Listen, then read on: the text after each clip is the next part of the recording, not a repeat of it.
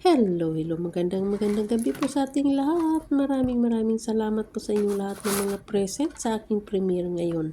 At sa aking premiere, wala po kayo ibang makikita kundi ako ay nagbabalat ng sunflower seeds dahil gusto kong kumain. Kaso lang, nakakapagod magbalat kung babalatan mo at sabay kain kasi feeling ko nabubusog ako ng hangin imbis na nabubusog ka sa seeds. Kaya ang ginawa ko, bumili ako ng isang pakete ng sunflower seeds at binalatan. Kaso lang, sa kung gaano kadami ang ilalagay ko sa garapon, ganon din naman mas marami pa yung aking sinusubo.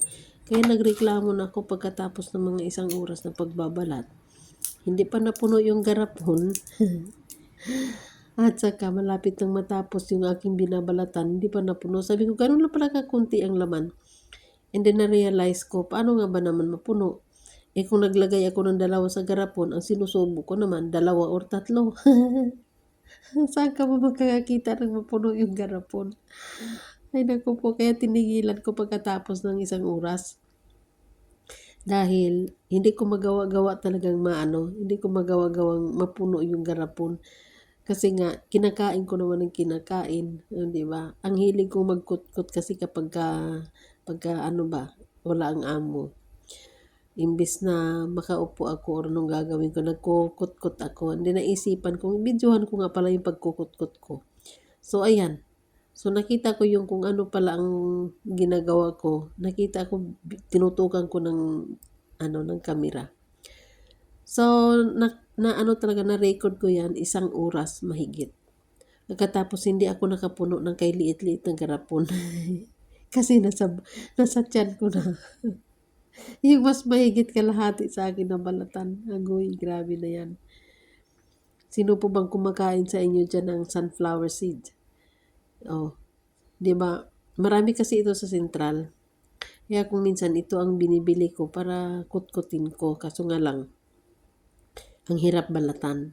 Tapos pag kinakagat-kagat ko, syempre yung alat nito, masakit na yung bibig ko sa alat. Tapos hindi pa ako nabusog.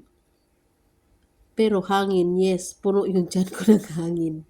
Kaya ang ginagawa ko, meron akong nito, hindi ko na kinagat-kagat yan, meron akong pang-crack ng crab.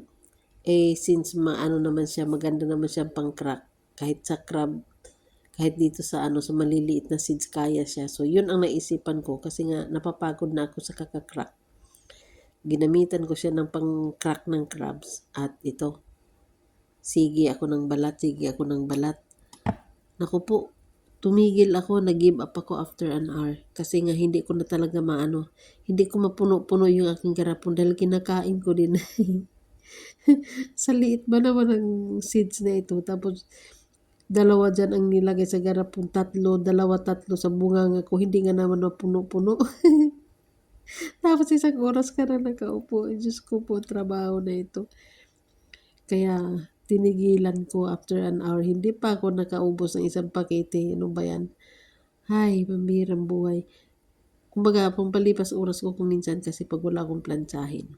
Tapos wala ang amo. Yan ang ginagawa ko. Pero mostly talaga pag nandito yung amo. Tapos marami akong plantsahin. Ako, wala akong magawa kundi trabaho ng trabaho. Pero pag hindi naman din kasi lahat ng panahon talaga busy sa hapon. Hapon ko ito ginawa yung oras ko dapat ng pamamalansya. Tapos wala akong wala akong plantsahin. So, imbis na nakatunga nga lang ako, yun ang naisip ko, babalatan ko yung aking sunflower seeds, Mariusip. Hindi rin pala ganun kabilis magbalat ng sunflower seeds. Ang kagandahan kasi niyan, pag nabalatan na, dukot na lang ako ng dukot yan, subo, o di ba? Paano ba naman kung babalat ka, ang liit ng mga seeds na yan, Diyos mio, parang, paano ka ba, siguro kahit isang pakete, ba hindi ka mabusog, pero kung binabalatan mo na at ganyan na talang dukot, may maramdaman mo yung lasa ng linamnam ng seeds. Ay, pambihirang buhay. O siya, hanggang dito na lang po ako. 5 minuto lang itong aking ginawa dahil binanatan ko ng speed dahil kung hindi ko rin ba nato ng speed, ewan ko na lang kung ano ang ating makikita. Ayan, o diba, 1 oras na ako mahigit, ganyan lang ang aking nagawa. Ay, nako, o siya, sige po, maraming salamat po sa inyong lahat. Ito po si 06K. Goodbye!